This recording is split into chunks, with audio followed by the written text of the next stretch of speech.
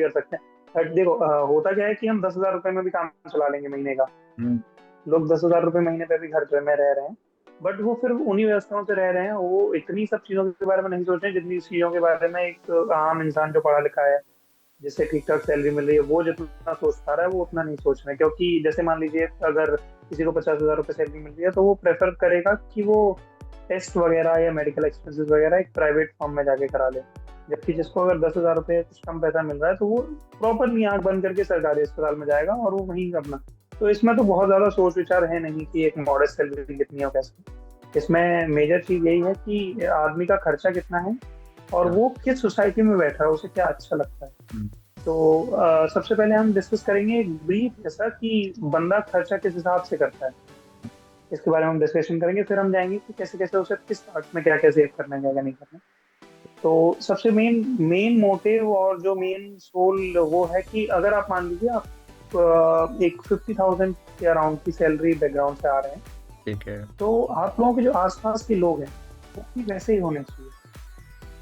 अगर हम्म। मान लीजिए आप एक रेंटल अपार्टमेंट में रह रहे हैं, उस अपार्टमेंट का रेंट 5,000 रुपये पर मंथ, हम्म। तो आप अपनी सैलरी का 10% अमाउंट इसके लिए दें। मतलब अपना विच इज जो a very good rent. Amount of 5,000 rupees salary. 5,000 rupees किसी नॉर्मल वाइड सिटी में या अच्छा फ्लैट आपको मिल जाता है 1 BHK टाइप में, आप आराम से रह सकते या। हैं। यही आप अगर ओवर स्पेंड करके टू शो पीपल कि आप बहुत अच्छी जगह रह रहे हैं, हम्म। आप 20,000 रुपये या 10,000 रुपये या 15,000 रुपये के फ्लैट में रहने चाहिए। The moment you enter a society which is having a rent of 20,000 rupees, जैसे ही आपने एंटर किया आपको रियलाइज होगा कि वहाँ की जो आसपास की जनता है, उसके खर्चे भी वैसे ही हैं। हाँ। वो 20,000 रुपये का रेंट देके उस जगह रह रहे हैं जब उनकी तनख्वाह 1 लाख रुपये या 1.5 लाख। सही बात है, वो अपने जिस हिसाब हिसाब से। से खर्चा कर रहे हैं, आप कंपैरिजन में खर्च करते जाओगे और आपका सारा मैनेजमेंट। तो सबसे पहले कबीर के दोहे और इन सब चीजों से आपको पता होना चाहिए कि आपकी जो छोटी सी बात है कि हम्म। पैर उतने ही पसार है जितनी लंबी चादर हो। सही बात है। तो सबसे मेजर चीज वही है कि आपको उतना ही खर्चा सोच के चलना है, हम्म। करना है। जैसे अगर मेरी तनख्वाह 50,000 रुपये है तो मैं ये उम्मीद नहीं करूंगा कि मैं किसी होटल में जाके 10,000 रुपये का एक दिन का रूम लेके रहूँ। बिल्कुल नहीं एक्सपेक्ट करना है। और हम्म। ये चीजें आगे हम डिस्कस करेंगे इस कंपैरिजन के बारे में। कंपैरिजन एक टॉपिक करके हम डिस्कस करेंगे इसके बारे में। सही। पर हमको सबसे पहले यही सोच के चलना है जितनी हमारी चादर है वो उतनी ही पैर पसार, उस हिसाब से हम सेविंग्स और वो सब करें। तो चलो अब ये ब्रीफ डिस्कशन हो गया, इसके बाद हम बताते हैं कि एग्जैक्टली आदमी को सेविंग्स कैसे करनी चाहिए और पैसे को कैसे हाँ। कैसे बचाना चाहिए, कैसे कैसे उसे कहाँ कहाँ इन्वेस्टमेंट करना है। तो हमने एक सैलरी लिया 50,000 रुपीज की अप्रोक्स, हम्म। कि हम 50,000 रुपये का सैलरी लेके चल रहे हैं। तो विदाउट डिडक्शन हम मान रहे हैं 50,000 सैलरी उसके अकाउंट में इंडक्टोरी है, उसके अकाउंट में पैसे आएंगे 50,000 रुपये। ठीक है, हाँ सही बात। तो सबसे पहले है कि आपको मेजर चीजें, जैसे आप सैलरीड होते हैं तो आपके पास मेजर चीजें क्या क्या अवेलेबल होती हैं। तो फर्स्ट चीज आएगी कि आपको कोई ना कोई आके credit card offer. Credit card, बहुत ज्यादा डेप्ट वगैरह। क्रेडिट कार्ड बहुत सारे आएंगे और credit card is a very good thing until unless you are managing it very well. It is a very good thing, very nice thing, बहुत अच्छी चीज है आपके लिए अगर आप उसे मैनेज कर पा रहे हैं। मैनेज कैसे करेंगे? मेरा जो प्रॉपर फंड है वो मैं आप लोगों को बताऊंगा कि हम्म। एग्जैक्टली क्या मैनेजमेंट है। हम्म। और मैं अपना पर्सनल एक्सपीरियंस भी बताऊंगा। पहले हम ये क्रेडिट कार्ड का टॉपिक कवर कर लेते हैं, उसके बाद आगे हाँ, कि देखेंगे। क्रेडिट कार्ड को कैसे यूज तो करना सबसे है। पहला ये है कि जैसे जब मैंने, हाँ जैसे मैंने क्रेडिट कार्ड लिया, मेरी भी तनख्वाह आप मान लीजिए कि 50,000 रुपये पर मंथ है। हम्म। मैंने क्रेडिट कार्ड लिया तो क्रेडिट कार्ड कंपनी मुझे 22 या 23 हजार रुपये पर मंथ का क्रेडिट कार्ड दे देगी हम्म। कि आपका सिविल स्कोर भी लगभग अभी ठीक है, तो आपको हम 22 से 23 हजार रुपये पर मंथ का क्रेडिट कार्ड देते हैं। मैं बहुत खुश हूँ उस क्रेडिट कार्ड को लेकर हम्म। कि हाँ मुझे 22 से 23 हजार रुपये एक्स्ट्रा स्पेंड के लिए मिल स्पेंड गया है। करने को मैंने मिल लिया रहा है है। किस लिए? मैं एक्स्ट्रा एक्सपेंडिचर में ले रहा हूँ। हम्म। जबकि आपको क्रेडिट कार्ड लेना है तो क्रेडिट कार्ड को आपसे सबको सबसे पहले स्टडी करनी है कि आपकी रिक्वायरमेंट्स क्या क्या है, हम्म। कि आप क्रेडिट कार्ड को किस चीज में खर्च करना चाह रहे हो। ग्रोसरी में खर्च करना चाह रहे हो, यूटिलिटी बिल पेमेंट में खर्च करना चाह रहे हो, फोन बिल पेमेंट में खर्च करना चाह रहे हो, एग्जैक्टली आप खर्च किस में करना चाह रहे हो, उसमें उस हिसाब से आपको एक क्रेडिट कार्ड लेना है। मान लीजिए आपने किसी भी कंपनी का या बैंक का क्रेडिट कार्ड ले लिया और उसका आप कोई चीज यूज ही नहीं करते हो। और हाँ। मोस्टली क्या होता है कि क्रेडिट कार्ड्स में एक ज्वाइनिंग फीस होती है, एक ईयरली फीस होती है। हम्म। तो प्रेफर करें उन क्रेडिट कार्ड्स को लेना जिसमें ना ज्वाइनिंग फीस हो ना मंथली फीस हो। हम्म। ठीक है, अगर सही बात। आपको कोई ज्वाइनिंग फीस देनी पड़ रही है तो उसका कुछ रिवॉर्ड कूपन कुछ ना कुछ मिल जाए, वो क्रेडिट कार्ड लेना है आपको। सबसे पहले इस चीज का ध्यान रखना, क्योंकि जैसे ही कोई आदमी सैलरीड एम्प्लॉय होता है तो वो, छोड़ दीजिए आप इन्वेस्टमेंट सेविंग सब छोड़ दीजिए, वो सबसे पहले पीछे भागता है क्रेडिट कार्ड के, और कंपनी भी उसके पीछे भागती है, क्योंकि उन्हें पता है कि कहाँ सारी व्यवस्थाएं उसकी खराब करनी है उन्हें। तो मेरे को 23,000 रुपये पर मंथ का एक मिल गया, और मुझे बहुत ज्यादा स्टडी कर, देखिए सबसे ज्यादा जरूरी है कि आप स्टडी मार्केट के लिए कितनी कर रहे हैं। अगर आपको इन्वेस्टमेंट, आप देखिए अगर आपकी तनख्वाह कम है तो ये आपकी कोई गलती नहीं है, आपकी तनख्वाह धीरे धीरे ग्रेजुअली बढ़ेगी। बट तनख्वाह कम होने के बाद आपका इन्वेस्टमेंट और सेविंग्स खराब है तो ये आपकी गलती है। फाइनेंशियल आपकी नॉलेज। सेविंग्स खराब है, इन्वेस्टमेंट खराब है, तो टोटली आपकी माने कि आपकी फाइनेंशियल नॉलेज का लैक ऑफ फाइनेंशियल नॉलेज। तो सबसे पहले है कि आपको क्रेडिट कार्ड जो लेना है उसके लिए बहुत सारा पता कर लेना है, आपकी रिक्वायरमेंट्स क्या क्या हैं, आपको ये पता होना चाहिए। जैसे मेरी रिक्वायरमेंट है कि मैं बिजली का बिल ऑनलाइन पे कर रहा हूँ, मैं गैस का बिल ऑनलाइन पे कर रहा हूँ, मैं फोन का बिल ऑनलाइन पे कर रहा हूँ, तो मैं ऐसा कोई कार्ड पकड़ूंगा जो मुझे सबसे ज्यादा कैशबैक दे रहा है, सबसे ज्यादा डिस्काउंट दे रहा है। मान लीजिए वो मिनिमम वेजेस पे अगर वो कुछ पैसे भी ले रहा है तो मैं उसे देने के लिए राजी हूँ, हाँ मैं आपको 200-300 रुपये पर ईयर दे दूंगा। ये हाँ मैक्सिमम हाँ। अमाउंट है, इससे ज्यादा कोई अमाउंट दूंगा नहीं मैं। ठीक हम्म। है, ये मैक्सिमम अमाउंट है जो मैं देने वाला हूँ।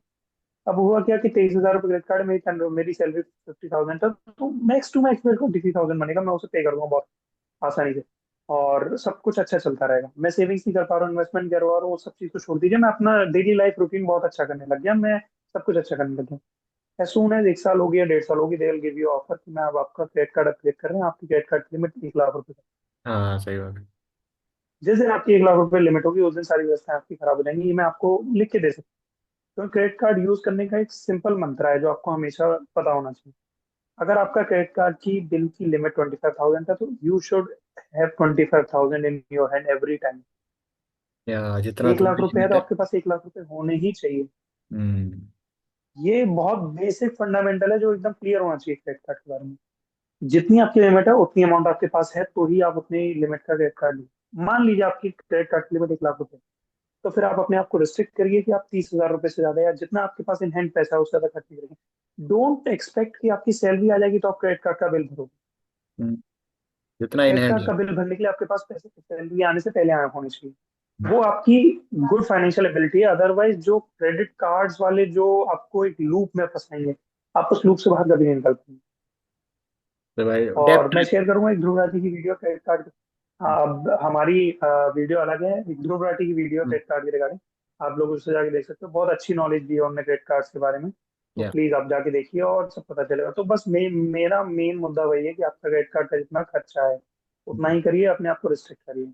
अब हम स्टार्ट करते हैं सेविंग से, इन्वेस्टमेंट से, कैसे कैसे बजटिंग करनी है वो सब हम बताएंगे हाँ, कि सैलरी फिफ्टी में। थाउजेंड की सैलरी में क्या करना चाहिए, आपको क्या नहीं करना। नाउअडेज सबसे पहले है कि इन्वेस्ट, सबसे मेजर इशू इज इन्वेस्टमेंट, कि कहाँ पे इन्वेस्टमेंट हमें कैसे पैसा करना देना है? चाहिए। अब इसमें इन्वेस्टमेंट के दो, हाँ दो पार्ट हो सकते हैं।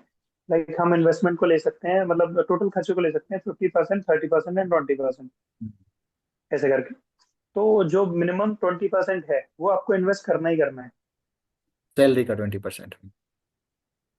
सैलरी का 20%, लाइक 50,000 अगर आपकी सैलरी है तो आप प्लीज एक्सपेक्ट करके आप 10,000 इन्वेस्ट कर पा रहे हो। उसके बाद आप देखिए 40,000 is a very handsome amount of money, अगर आपकी सैलरी 50,000 है तो बहुत हैंडसम अमाउंट ऑफ मनी है, तो आप आराम से इससे आपके सारे खर्चे चल जाएंगे, बहुत आराम से खर्चे चलेंगे। अगर आप, मतलब बस आपको रहना अपनी चादर के अंदर ही, अगर आप चादर से ज्यादा पैर पसारेंगे तो आपका कुछ नहीं बचेगा। हम्म। और जैसे ही आप सैलरीड हो रहे हैं आपको, as soon as you are getting salary, आपको इन्वेस्टमेंट करना जरूरी है। इन्वेस्टमेंट के लिए बहुत बेसिक बेसिक फंडास जो है जो आपको पता होने चाहिए। जैसे अगर आपने कोई भी किसी भी बैंक के अकाउंट में, आप किसी भी बैंक में आपका अकाउंट है तो एक ऑटो डेबिट की फैसिलिटी अवेलेबल होती है बैंक। ऑटो डेबिट में क्या होता है कि जैसे ही आपके अकाउंट में एक बीस सर्टेन हजार रुपए अमाउंट। से हाँ। या 25,000 रुपए से जैसे ही पैसे ज्यादा होते हैं वो उस पैसे को एक लिक्विड एफडी में डाल देते हैं, जिसमें वो हाँ, आपको नॉर्मल जो सेविंग्स अकाउंट की इंटरेस्ट है उससे ज्यादा पैसे देते हैं। तो आपको पता भी नहीं चलता है और आपका एक पैसा एफडी भी हो गया है, और और वो बिल्कुल इस चीज से घबराना नहीं है, आपको जिस दिन पैसे चाहिए वो आपको पैसे पूरे वापस दे दें। ये लिक्विड एफडी से मुझे लगभग लगभग 20,000 रुपए का फायदा हो चुका है टिल डेट। मैं 6 साल से सैलरीड हूँ। वो केवल मैंने कुछ नहीं किया, जस्ट मैंने ऑटो स्विप की फैसिलिटी ऑन करवाई हुई है अपनी बैंक में, उससे मुझे लगभग 20,000 रुपए का फायदा हो चुका है टिल डेट। क्योंकि मुझे पता ही नहीं रहता था, और वो पैसे जाते जाते थे उस पर मेरे को, सैलरी पे उस अमाउंट पे मुझे इंटरेस्ट आता है। इंटरेस्ट मिलता जाता था, काफी अच्छा इंटरेस्ट। इंटरेस्ट, हाँ वो इंटरेस्ट करता है कि आप कितने लंबे टाइम के लिए डाल के रखे हुए हैं पैसे। हम्म, अगर आपने 1 महीने में निकाल लिया तो कम मिलेगा, 2 महीने रखा तो ज्यादा मिलेगा, 1 साल रखा तो बहुत ज्यादा मिलेगा। सही बात। तो उसकी इंटरेस्ट ऐसे ऐसे करके वेरी करता है। हम्म। तो सबसे पहले आपको ये ऑटो डेबिट की फैसिलिटी, ऑटो स्वीप की फैसिलिटी इनेबल करा लेनी है अपनी बैंक। फ्री ऑफ कॉस्ट है, कोई पैसा नहीं लगता है। तो अब जितना भी सेविंग्स में पैसा रहेगा उसको लगती रहेगी। और हम जो बेसिक आए थे फर्स्ट जो हमारा था कि 20% ऑफ इन्वेस्टमेंट, तो इन्वेस्टमेंट इज 10,000 राइट नाउ। तो हम 10,000 को कैसे स्टेप अप कर रहे हैं, वो बहुत मेजर फंडा है। हाँ, बैंक में डालें या फिर। फर्स्ट इसकी मार्केट स्टडी होनी चाहिए आपके पास बहुत ज्यादा। हाँ, म्यूचुअल फंड्स में डालें, आप स्टॉक्स में डालना चाह रहे हैं किसमें। हाँ, इसके किस लिए चीज आपको में सबसे डालें? ज्यादा जरूरी है कि आपके पास मार्केट की स्टडी होनी चाहिए। हम्म। 10,000 रुपीज इन्वेस्ट करने के लिए, अगर आप 10,000 रुपीज इन्वेस्ट कर रहे हैं, तो मैं बहुत एक बेसिक फंडा बताऊंगा कि 3,000 रुपीज आप एफडी के लिए निकाल। कितना? Three three thousand thousand rupees 30% of three that. Thousand rupees hmm. आंख बंद करके एफडी के लिए निकाल दें। कि आपको कभी जरूरत पड़ेगी तो यू हैव दैट अमाउंट, कि 3,000 रुपीज मेरे कभी कम नहीं हो रहे हैं। और साल भर के बाद आपको उस पर 6.5 या 7% की ब्याज मिल जाएगी। बहुत हाँ। बहुत आसानी से सारी बैंक लगभग 6.7% की ब्याज देते हैं। तो अभी 3,000 रुपये लग रहा है, जब आप साल भर में सेव करके देखेंगे तो 3,000 रुपये, 40 36 40 हजार थर्टी रुपये सिक्स हो जाएगा। थाउजेंड तो आपको रिलाइज होगा कि धीरे धीरे करके चीजें अच्छी हो रही हैं हम्म। और ठीक होते जाएंगे। इसके बाद जो बचे हुए 7,000 रुपये, उसका मैं आपको टोटल एकदम बताता हूँ कि कैसे कैसे आपको इन्वेस्ट करना है। 7,000 रुपीज फॉर माई सेक, अगर आप कहीं इन्वेस्ट नहीं करना चाह रहे तो आप mutual fund, long term mutual fund, hmm. Mutual fund investment, जैसे अगर मैं बेसिकली बताना चाहूँ कि अब सारी चीजें बहुत इजीली अवेलेबल है, तो लोग पैसा डाल के फटाफट निकालना चाहते हैं। हाँ, but mutual fund sir long long term investment, अगर आप लॉन्ग टर्म पे होल्ड नहीं कर पा रहे हैं तो आप म्यूचुअल फंड में इन्वेस्ट ना करें। फिर आप एफडी में इन्वेस्ट करें, ऐसी जगह इन्वेस्ट करें जहाँ आपको खुद लगे कि आप फंसे हुए, आप पैसे नहीं निकाल सकते। मतलब अगर आप अर्जेंटली कभी म्यूचुअल फंड जरूरत में पड़ इन्वेस्ट जाती है। करना चाह रहे हो, हम्म। हाँ, जैसे हम अभी बताएंगे कि आपको अगर बाकी चीजों की जरूरत है तो इमरजेंसी फंड, ये सब हम स्टेप करना बताएंगे कि आप कैसे कैसे करके इमरजेंसी फंड्स वगैरह स्टेप अप कर सकते हो, कैसे अपने लिए वो सब कर सकते हो। वो हम सब आपको बाद में बताएंगे। बट अगर आप मतलब जो 10,000 रुपीज आप इन्वेस्ट करने वाले हो, उसके लिए आंख बंद करके इन्वेस्टमेंट चाहिए हमें। क्योंकि वो आपको लॉन्ग टर्म में फायदा देगा। अभी क्या होगा कि आप पूरा खर्च करते जाओगे, तो आप मान लीजिए कल को आपके बच्चे बड़े हो रहे हैं, उसे आज 10 लाख रुपए चाहिए किसी के अच्छे हम्म, कॉलेज में एडमिशन के सही लिए, बात। या उसे कुछ मेडिकल इमरजेंसी आ गई, या फिर मान लीजिए कोई भी इशू हो गया कि आपको मोटा, तो आपके पास वो पैसा, मैं अभी नहीं करूँगी, ये पैसा आपको 10 साल बाद ही दिखेगा। जब हम्म। आपका बच्चा बड़ा हो जाएगा तभी दिखेगा ये पैसा, तभी तभी काम। आपको वो चीजें पता चलेंगी कि मैंने वो इन्वेस्टमेंट किया था बहुत अच्छा। और आज के 7,000 रुपये आपको 10 साल या 20 साल बाद आपको पता चलेगा मार्जिनली वो 7,000 रुपये एग्जैक्टली टेन टाइम, मतलब वो शुड आई से 50,000 रुपये या 40,000 रुपये हो गए। इतना पैसा बढ़ता है म्यूचुअल फंड, बट आपको होल्ड करके रखना है। तो म्यूचुअल फंड की अगर आपको स्टडी करनी है तो उसके लिए अलग अलग वीडियोज हैं। आप किसी की भी जाके वीडियोज देख सकते हैं म्यूचुअल फंड की स्टडी के यूट्यूब लिए। पे। तो म्यूचुअल फंड में आप, अगर, हाँ यूट्यूब पे अवेलेबल है, मैं आपको ये नहीं बताऊंगा कौन सा फंड खरीदना है क्या नहीं खरीदना है। हम्म। पर आपको 7,000 रुपये म्यूचुअल फंड में खरीदना है, उसका भी आप डेडिकेटेडली वीडियो देखेंगे तो आपको पता चलेगा कि आपको 7,000 रुपये कैसे स्टेप अप करके करना है। एक म्यूचुअल फंड पर पैसे नहीं डालना है। अगर आप 7,000 रुपये के म्यूचुअल फंड करना चाह रहे हो, तो मेरे लिए आप 7 अलग अलग म्यूचुअल फंड्स में इन्वेस्ट करो। रिस्क जैसे आप कोई वीडियो मैनेज देखो होगा आपको पता पूरा सही। चलेगा। हम्म। रिस्क रिस्क फैक्टर्स के लिए आप वीडियो देखिए। हम वो सब यहाँ डिस्कस नहीं करेंगे क्योंकि वीडियो बहुत लंबी हो जाएगी उस सब के हाँ, लिए। सही बात। आप 7,000 रुपये इन्वेस्ट करने वाले हो, 7 अलग अलग स्टॉक्स में इन्वेस्ट करो, 1,000 रुपीज की मिनिमम एसआईपी रखिए। हम्म। और उसमें मतलब मैं बहुत ब्रीफ में बता दूंगा, एक्सपेंस रेशियो और एग्जिट लोड, इसको प्लीज चेक करिए, बहुत ज्यादा नहीं होना चाहिए। हाँ, सही बात। ये जैसे आप वीडियो देखें तो आपको पता चलेगा कि एक्सपेंस रेशियो और एग्जिट लोड क्या होता है, वो बहुत ज्यादा नहीं होना चाहिए। तो आपको वही करके रखना है। और 1,000 1,000 रुपए की आप 7 एसआईपी करिए।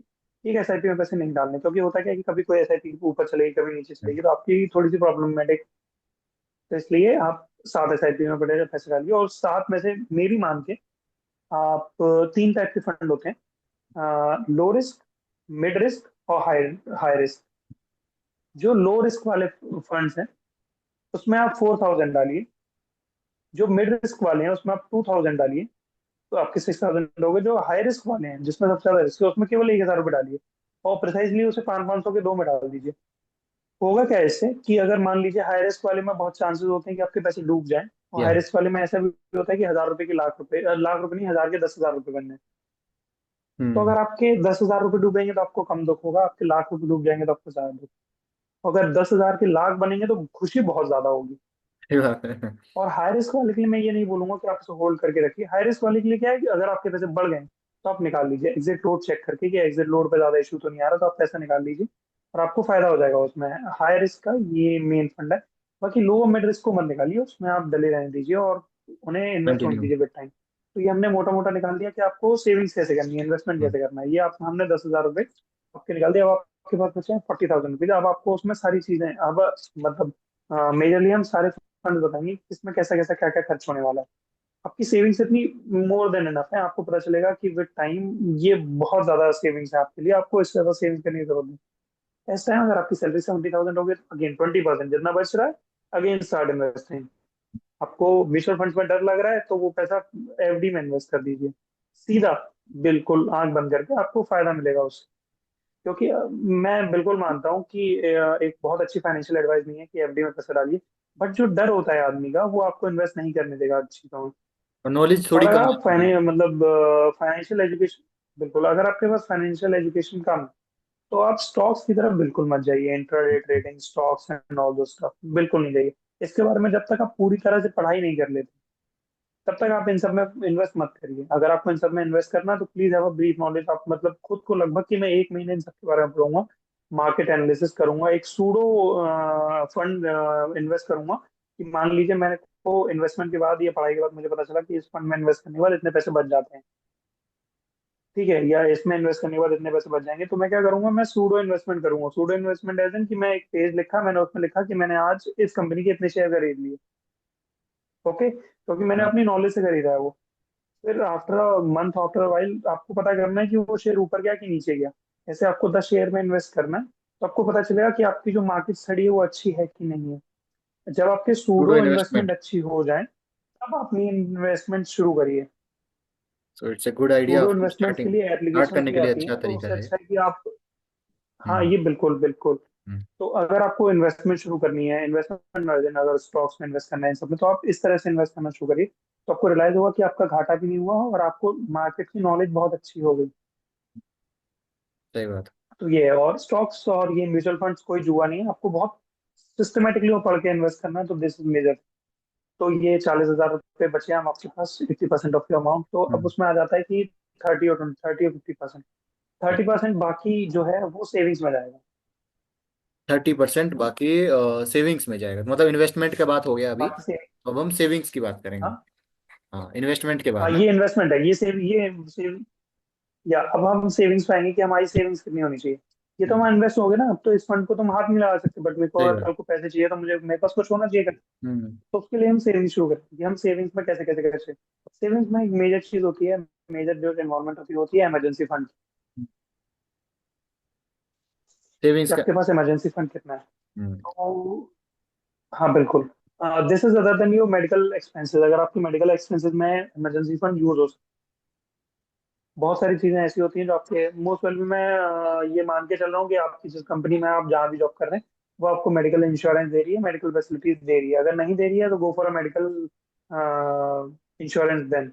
हाँ, उसके बहुत लिए अलग जरूरी है। आपको सेविंग्स करनी पड़ेगी, बट मैं अभी मान के चल रहा हूँ, हाँ अभी मैं ये मान के चल रहा हूँ कि आपकी कंपनी आपको मेडिकल तुरंत दे रही। फैसिलिटीज दे रही है। तो हम्म। होता क्या है कि हर चीज और हर ऑब्लिगेशन हम मेडिकल इंश्योरेंस की कवर नहीं कर पाते। कभी ना कभी हमें जरूरत पड़ सकती है कि नहीं, कि मुझे 50,000 रुपये चाहिए, मुझे लाख रुपए चाहिए, तो उसके लिए हम इमरजेंसी फंड बनाते हैं। इमरजेंसी फंड हो सकता है कि आपको कभी किसी दोस्त, ऐसा मतलब हम बोलते हैं कि आप किसी को पैसे मत दीजिए, बट आपको जरूरत पड़ने पे दोस्तों को देने पड़ेंगे, किसी को भी देने पड़ सकते हैं, फैमिली मेंबर्स को, क्योंकि रिलेटिव्स। जरूरत है। हाँ बिल्कुल, कभी भी किसी को भी। हम्म। हाँ बिल्कुल, तो इसके लिए आप इमरजेंसी फंड लेके चलिए कि आपको इमरजेंसी फंड में मिनिमम, हम्म। अगर आपके पास 15,000 रुपये, 5,000 रुपये आपको मैं इमरजेंसी फंड पर डाल के ही रखने। और इमरजेंसी फंड को भी अदर देन इमरजेंसी नहीं छेड़ना है। के ऐसा नहीं होना चाहिए कि उसे सेविंग्स और इमरजेंसी फंड को साथ में कंपाइल नहीं करना मिक्स है मन नहीं में। कर। हम्म। अगर मान लीजिए आपने, हाँ 15,000 रुपये हम बता रहे हैं, हम बताएंगे अगर अभी 10,000 रुपये सेविंग्स में डालने, 5,000 रुपये इमरजेंसी फंड में डालने, तो ये नहीं करना है कि मुझे इमरजेंसी पड़ रही है, मुझे जरूरत पड़ रही है तो मैं इमरजेंसी फंड में से पैसे निकाल दे रहा हूँ। इमरजेंसी फंड मेरा हर महीने 5-5 हज़ार रुपये से बढ़ना चाहिए। अब वो सेफ ही रखना है, वो ठीक है, छेड़ना नहीं है। बड़ा ज्यादा वो सेफ ही रखना है, बिल्कुल सेफ रखना है। अदर देन इमरजेंसी अगर नहीं है आपकी, तो आप उसे सेव करके रखिए। सही बात। बिल्कुल। उसे आपको यूज नहीं करना। आप मुझे याद दिलाइएगा, मैं आपको बताऊंगा लास्ट में इमरजेंसी फंड का ईयर एंड में आपको क्या करना है। कि मुझे किसी ने एडवाइस दी थी, मैं आप सबको एडवाइस बताना चाहूंगा। अगर मान लीजिए आपने 5-5 हज़ार रुपये अभी बताए थे, बाद में भूल जाएंगे। ठीक है। अगर मान लीजिए आपने 5-5 हज़ार रुपये इमरजेंसी फंड में इन्वेस्ट करे, हम्म। आपके साल के एंड में 60 हज़ार रुपये आपके पास होगा। हाँ। जाके आंख बंद करके हम्म। मार्केट का पता करिए कि गोल्ड का प्राइस कैसा है अभी। गोल्ड की प्राइस हाइक से नहीं होनी चाहिए उस टाइम। जाके मार्केट से कोई भी सॉलिड गोल्ड ले लीजिए उस 60 हज़ार रुपये। तो ये इमरजेंसी फंड का कोई अंगूठी, कोई सॉलिडिफाई हो नथनी, गया। सॉलिडिफाई हो गया। कोई आपको अंगूठी, नथनी, ज्वेलरी लेने की जरूरत नहीं है। आपको जाके सॉलिड गोल्ड लेना है, जिसे जब आप बेचें तो उसमें कुछ भी डिडक्शन ना हो। जैसे क्या होता है कि हम कोई भी गोल्ड वगैरह बनाते हैं तो उसमें जब नेक्स्ट टाइम जाएंगे तो 10 या 15% काट लेता है कि हाँ, ये मेकिंग इसमें चार्जेस भी होते हैं मोती बनाते था या टाइम नथ भी। था ये। बिल्कुल हम्म। बिल्कुल। जाके आंख बंद करके अपना एक गोल्ड ले लीजिए। अगर आपको गोल्ड लेने में दिक्कत आ रही है तो गोल्ड की म्यूचुअल फंड्स होते हैं, गोल्ड के स्टॉक्स होते हैं, उसे खरीद लीजिए। बट मेरी मतलब पर्सनल एक्सपीरियंस ये है कि आप सिर्फ फिजिकल। गोल्ड लीजिए। हम्म। 60 हज़ार रुपये में, जैसे आज रेट 80,000 है, 60 हज़ार रुपये में आपको लगभग 8 ग्राम या 7 ग्राम सोना मिल जाएगा। होगा क्या, this is same as your emergency fund. और क्या हो गया, सॉलिडिफाई हो गया। सॉलिडिफाई कैसे हो गया, कल को आपको जरूरत है तो आप इसे यूज नहीं करोगे, आपके अकाउंट में से निकाला नहीं जा सकता है। बट अगर आपको इमरजेंसी है तो आप इसे जाइए, विद इन 5 मिनट्स आपका गोल्ड सेल हो जाएगा। आपको ये बेचने के लिए कोई चीज की जरूरत नहीं। और मैं लिख के दे सकता हूँ कि अगर आज का आज 60 हज़ार रुपये, this is also type of investment. 60 हज़ार रुपये नेक्स्ट ईयर अगर आपको इस साल बाद उसकी जरूरत पड़ेगी तो 60 की वैल्यू कम से कम 70 होगी, कम से कम 70 होगी। या। और वो बहुत अच्छा इन्वेस्ट, मतलब बहुत अच्छी वो एडवाइस है, आपका बहुत अच्छी इमरजेंसी, एडवाइस है। ठीक है, वो आपके हाथ में भी था, इमरजेंसी फंड था आपके हाथ में था, आपको जब भी जरूरत है आप यूज कर सकते हो। तो this is how you solidify your emergency fund, ठीक है। तो ये इमरजेंसी फंड का है। उसके बाद जो बचा 10 हज़ार रुपये उसे आप अपने सेविंग्स अकाउंट में रखिए। और नॉर्मल जो आपको जरूरत पड़ने वाली है या कुछ भी है उसे सेविंग्स में रखिए, कि मुझे कोई जरूरत इन जनरल जैसे कुछ है, मुझे कुछ लेने की जरूरत पड़ेगी, जैसे मेरा फ्रिज खराब हो गया, मुझे फ्रिज लेना है। तो या मेरी एसी खराब हो गया, मुझे कोई चीज चाहिए, तो उसके लिए आपके पास ये सेविंग्स में होने चाहिए पैसे। सेविंग अकाउंट अच्छा। इसके बाद बचा आपका मेजर सैलरी का मेजर हिस्सा, that is amount of 25,000 rupees. और इसमें हम बात करेंगे कि आजकल जो चल रहा है ना, इसको लाइफस्टाइल और एक्सपेंसेस में बड़ा दिक्कत आता है। लोग लाइफस्टाइल मेंटेन करना चाह रहे हैं, तो क्या उसमें अब जो एग्जैक्टली तो हमने स्टार्टिंग में वही बात करी थी कि आप उन्हीं लोगों के साथ रहिए, उन्हीं के साथ बॉन्डिंग करिए, उन्हीं जो आपके सैलरी के साथ। अगर मेरा दोस्त 2 लाख रुपए पर मंथ कमा रहा है और मेरी 50 हज़ार रुपये तनख्वाह है, मैं अपने दोस्त से डेली जाके मिलूंगा, मेरे भी सपने तो होंगे। मेरा कहीं ना कहीं व्यवस्थाएं खराब होंगी। हम्म। इसलिए घर वाले बोलते हैं कि जैसे पुरानी कहानियां हैं कि मुंशी से दोस्ती ना रखिए, दोस्ती रखिए अपने बगल वाले किसान से। हम्म। ठीक है, मुंशी से दोस्ती मत रखिए। मुंशी पैसे वाला है, अपने बगल वाला किसान है उससे दोस्ती रखिए। वो आपको बताएगा कि मैंने कल प्याज के साथ रोटी खाई थी। मुंशी आपको बताएगा कि मैंने पनीर खाया था। मुंशी का पनीर सुन के आपको लगा मैं भी पनीर खाऊंगा, बट आपका हालत है किसान वाली प्याज खानी की, और वहीं पर सारी व्यवस्थाएं खराब हो जाएंगी। तो ये, तो मेजरली अब मेरा जो आगे रहेगा वो ये है कि आप कैसे खर्चे मैनेज करेंगे अपने, कि कैसे क्या क्या करना है। देखिए, सबका मन है लिवाइज लेने का, सॉरी मुझे नहीं बोलना चाहिए था, सबका मन है कोई भी स्पेसिफिक ब्रांड लेने का हाँ, सही बात। या कुछ भी लेने का। आप अपना डिसाइड करिए कि आपको क्या लेना है, आपको क्या पहनना है, क्या खाना है, क्या पीना है। मेरा खुद का मानना है कि खाने पीने में आपको कभी कंट्रोल नहीं करना चाहिए, बट ऐसा ध्यान रखिए कि ऐसा ना हो कि अगर कोई फ्रूट मार्केट में 100 रुपए किलो है, आप उसको कहीं अच्छी जगह जाके, मॉल से या कहीं जाके आप उसे 200 में बाय करके लाएंगे। You have to be smart in buying things, you have to be very smart. सही बात। मतलब बहुत छोटी सी चीज है, बट आपको अगर आपको लग रहा है कि आपके आसपास में कोई मंडी है, आप वहां से जाके चीजें सस्ती ला सकते हो, तो 2-3 लोगों को पकड़िए अपने साथ वालों को कि चलो हम मंडी चलेंगे संडे को। मंडी जाइए, 4 लोगों के साथ मिलकर सब्जी लीजिए, उसे अपने बाद में अलग कर लीजिए। आपको रियलाइज होगा कि छोटी छोटी चीजों से कैसे बच रहे हैं। या हर तो एक मेरी स्टेप। तनख्वाह 3 लाख रुपए, 4 लाख रुपए, तब मुझे इन सब चीजों के बारे में सोचने की जरूरत नहीं है। अगर मेरे पैसे कम है मेरे पास, तो मैं क्यों ना खुद को फाइनेंशियली अच्छा एजुकेट करके और अपने साथ वालों के साथ जाके और उसे अच्छी तरह से यूज कर पाऊँ। सामान जैसे मान लीजिए सूजी या कोई भी चीज है, वो किसी नॉर्मल दुकान पे 50 रुपए की मिल रही है। मैं उससे क्यों किसी सुपरमार्केट से 100 रुपए की जी, जस्ट इन केस मुझे वहाँ अच्छी पैकिंग है, एसी है, मुझे इजीली अवेलेबल है, एक जगह पे सब चीजें मिली, क्यों मैं करूँ। मैं किसी राशन वाले की दुकान पे जाके भी तो चीजें ला सकता हूँ। और कोई इतनी अल्ट्रेशन नहीं है कि उसमें ये हम्म। मिला दिया है या वो मिला दिया है। हम्म। आप राशन वाले की दुकान पे जाके लेंगे, सारी जनता वहीं से ले रही है, कोई बीमार नहीं है। हम्म। ठीक है। और अगर कुछ गड़बड़ भी होगी तो आपको बहुत विद टाइम पता चल जाएगा कि हाँ ये चीजों के साथ खराबी कर रहा है, तो मुझे ये नहीं करना चाहिए। तो ये बहुत छोटी छोटी चीजें हैं जो आदमी को ध्यान देनी चाहिए फॉर खर्चा।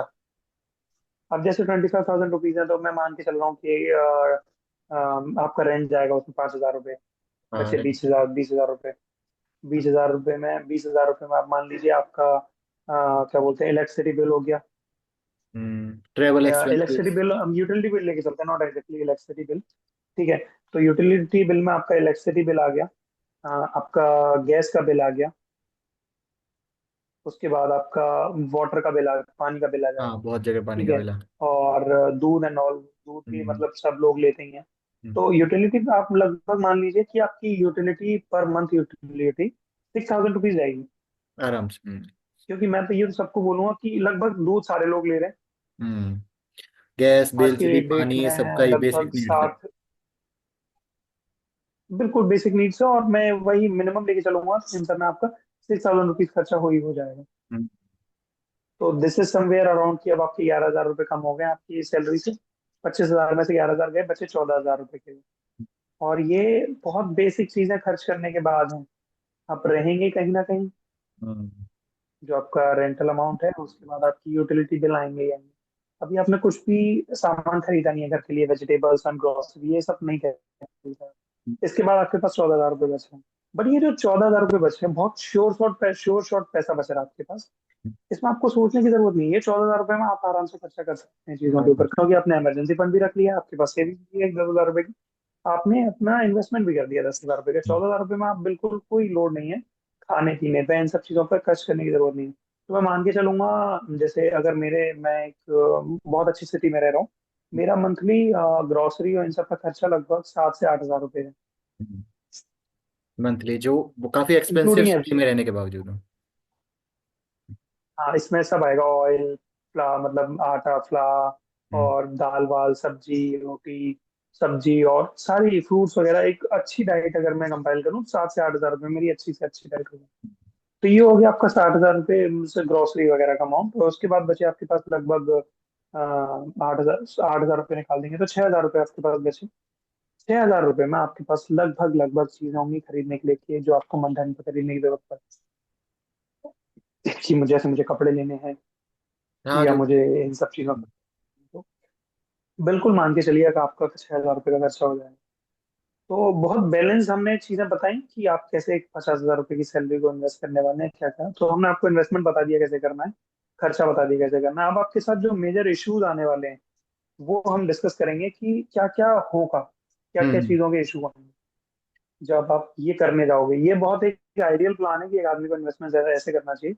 अब इश्यूज क्या क्या आने वाले हैं वो हम यहाँ पे डिस्कस करेंगे। हाँ, फास्टली डिस्कस कर तो लेते हैं, आपके पास we have time 8 minutes now. Left है। हाँ। ठीक है, हाँ, कितने मिनट, 8 मिनट बची है ना, तो हम हाँ। जल्दी जल्दी वो सब करेंगे। हम्म। सबसे पहला है कि अगर कोई सेल लग रही है तो हमें उसमें इम्पल्सिव बाइंग नहीं करनी है। मेन टॉपिक बहुत ज्यादा सेल्स अगर का। कोई सेल लगी हुई है और सेल, बिल्कुल बिल्कुल, अगर कोई सेल लगी हुई है और सेल में मुझे दिखाया जा रहा है कि एयर फ्रायर 30% या 40% डिस्काउंट पे अवेलेबल है, हम्म। तो मेरे को आंख बंद करके एयर फ्रायर नहीं खरीद लेना है। मेरे पास अगर अवन है तो मुझे एयर फ्रायर की जरूरत नहीं है। अपनी नीड्स पे ध्यान देना है। इसमें आपकी इम्पल्सिव बाइंग और ओवर स्पेंडिंग दोनों चीजों कवर हो रही हैं। आप हम्म। अपनी डिमांड देखिए, आपको जरूरत किस चीज की, आपको जरूरत है एयर फ्रायर की।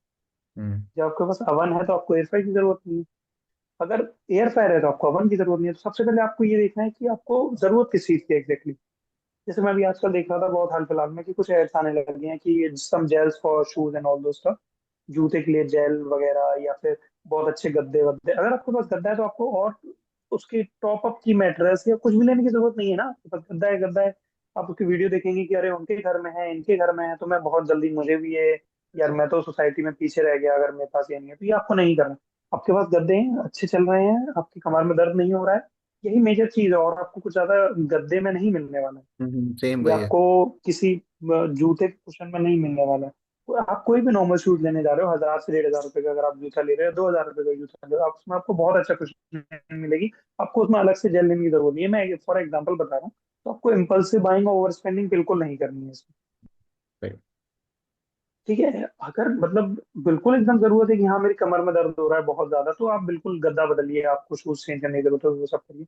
बट इम्पल्सिव बाइंग करने की बिल्कुल जरूरत नहीं है कि इनके पास ये है तो मैं भी ये कर लेता हूँ, या उनके पास ये है तो मैं भी ये कर लेता हूँ। और इम्पल्सिव बाइंग बहुत बड़ा फैक्टर है ओवर स्पेंडिंग का। और दूसरा, अगर आप सेल में कोई भी चीज खरीदने वाले हो, तो मैं आपको बताऊंगा, आप गूगल करिए कि प्राइस ट्रैकर करके चीज होती है कि उस चीज की प्राइस इस साल में कितनी रही है। तो आपको सारी वेबसाइट्स के लिए उस चीज की प्राइस मिल जाएगी कि इस सेल में वो चीज सच में सस्ती है कि नहीं है। तो बस दिस इज दिखाई सस्ती जा प्राइस रही है। ट्रैकर। प्राइस ट्रैकर बहुत ज्यादा इंपॉर्टेंट है। या मान लीजिए कि आपको एसी लेनी थी, एसी की प्राइस अभी सेल में 30,000 रुपीज है, आफ्टर अ डिस्काउंट ऑफ 20% और 30%। बट आप जब प्राइस ट्रैकर में पता कर रहे हो, तो आपको पता चल रहा है उस एसी की प्राइस साल में 25,000 भी हुई है। बट वो कब हुई है? जब ऑफ सीजन था।